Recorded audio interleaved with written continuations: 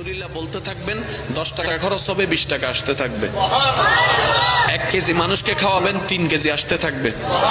একটু জোরে জোরে বলেন না সুবহানাল্লাহ। তাহলে আলহামদুলিল্লাহ কয়েকটা কাজ করবে।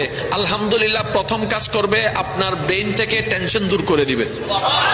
আলহামদুলিল্লাহ আপনার মনের মধ্যে প্রশান্তি এনে দিবে।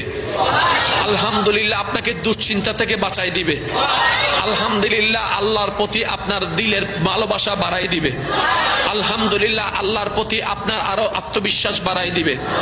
আলহামদুলিল্লাহ শুকরিয়া, আল্লাহর প্রশংসা, নিয়ামত আরো বাড়াই দিবে। বলেন সুবহানাল্লাহ। লাভ কি একটা না অনেকটা? জোরে বলেন, লাভ কি একটা না অনেকটা? তাহলে আলহামদুলিল্লাহর ভিতর লাভ আছে না নাই? আস্তাগফিরুল্লাহর ভিতর লাভ আছে না নাই? কিন্তু নিতে জানি নাই, ব্যর্থতা আমাদের। দেনেওয়ালা দিয়ে রেখেছেন, আমরা নিতে জানি নাই, নেওয়ার জন্য আগ্রহ করি নাই। আপনি সব বাদ দেন না।